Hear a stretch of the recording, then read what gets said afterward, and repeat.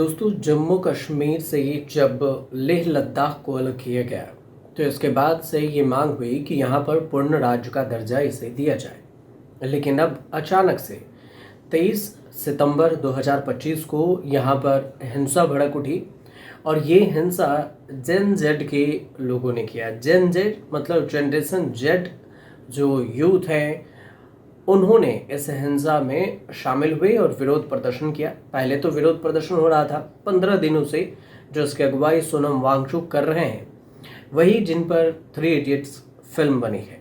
सोनम वांगचुक जिसका किरदार आमिर खान ने निभाया, वही सोनम वांगचुक पूर्ण राज्य के दर्जा को लेकर विरोध में थे।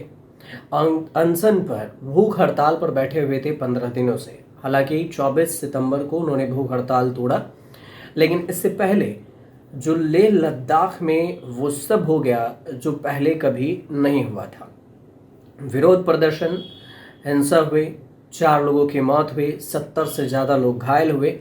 सीआरपीएफ के जवान मैदान में उतरी और फिर सीआरपीएफ के जवान और प्रदर्शनकारियों के बीच में झड़प हुई, पत्थरबाजी हुई और यहाँ तक कि इस पूरे हिंसा में जो लेह में बीजेपी ऑफिस है उसमें आग लगा दी गई। हालांकि बीजेपी की तरफ से आरोप ये लगाया जा रहा है, बीजेपी के तमाम नेता आरोप ये लगा रहे हैं कि कांग्रेस के कहने पर ऐसा हुआ है, कांग्रेस के उकसावे पर ऐसा हुआ है। लेकिन जो इसकी कहानी है वो कहानी कुछ और ही है। लेह लद्दाख में जो विरोध है उसमें सवाल ये उठता है कि आखिर ये विरोध प्रदर्शन हुआ क्यों और आगजनी झड़प क्यों हुआ। सोनम वांगचुक ने इसे समझेंगे, लेकिन उससे बता दें आपको पहले कि सोनम वांगचुक जब अनशन तोड़े, भूख हड़ताल खत्म किया, तो उन्होंने अपने समर्थकों से बस इतना कहा कि मैं युवाओं से अपील करता हूं कि आगजनी और झड़पों को बंद करें। हम अपना उपवास खत्म कर रहे हैं और प्रशासन से भी आग्रह कर रहे हैं कि आंसू गैस के गोले दागने बंद करें। कोई भी भूख हड़ताल तब तक सफल नहीं होती जब तक किसी की जान संघर्ष में जाती है। सोनम वांगचुक ने किया। इस बीच में जो बुधवार को 24 सितंबर को लेह बंद और विरोध प्रदर्शन के हालात काफ़ी बिगड़ गए। प्रदर्शनकारी बीजेपी कार्यालय में आग लगा दिए और इसके अलावा कई वाहनों में भी आग लगा दी। पुलिस के अनुसार से कुछ युवाओं के पथराव करने, सुरक्षा बलों पर हमला करने के बाद भीड़ को तितर बितर करने के लिए आंसू गैस के गोले दागने पड़े और इसके अलावा लाठीचार्ज भी करने पड़े। हालात संभाले गए, तब तक जो सेना के जवान थे उसे भी बुला लिया गया। लेकिन अब आपको ये बता दें कि जो आदेश है इसमें प्रदर्शनकारी और जमावड़ा पर अब वहाँ पर शांति कायम करने के लिए कानून व्यवस्था में तत्काल प्रभाव से विरोध प्रदर्शन और रैलियों के जमावड़ा पर प्रतिबंध लग गया। धारा 163 भी लागू किया गया है। ये धारा 163 वही है जो पहले आईपीसी की धारा 144 हुआ करती थी, अब बीएनएस की धारा 163 है।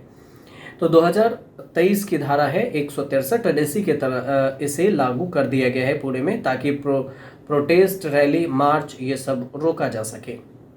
6 अक्टूबर को गृह मंत्रालय के साथ बैठक हुई है और ये बैठक लेह एपेक्स बॉडी LEB और कारगिल डेमोक्रेटिक अलायंस जो KDA है, उसे कई दौर की बातचीत के बाद पहले भी हो चुकी है और अब एक बार फिर से इसे होना है। गृह मंत्रालय ने अब 6 अक्टूबर को बैठक की बात कही है।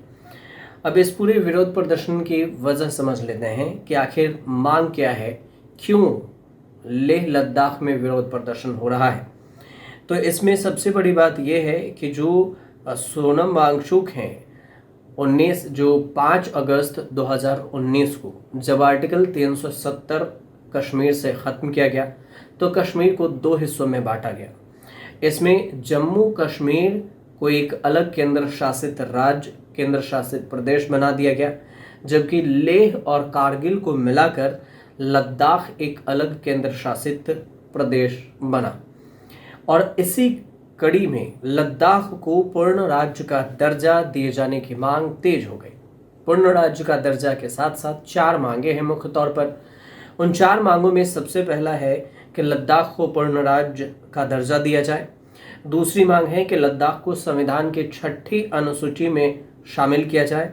और जो तीसरी मांग है कि लद्दाख में 2 लोकसभा सीटों की मांग की गई है। लद्दाख की जनजातियों को आदिवासी का दर्जा दिया जाए।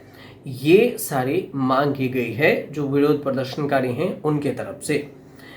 अब इसको लेकर पहले भी जो सोनम वांगचुक हैं विरोध प्रदर्शन कर चुके हैं, पद यात्रा कर चुके हैं लद्दाख से दिल्ली तक, लेकिन तब सरकार नहीं सुनी थी।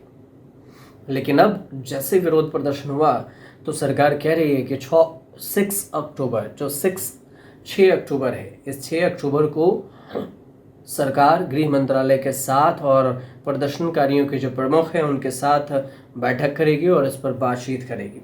अब आगे इस बैठक में क्या कुछ निकल कर सामने आता है ये आने वाले वक्त में पता चलेगा। लेकिन जो विरोध का मुख्य वजह बताया गया है उस वजह को हमने आप तक पहुंचाया है।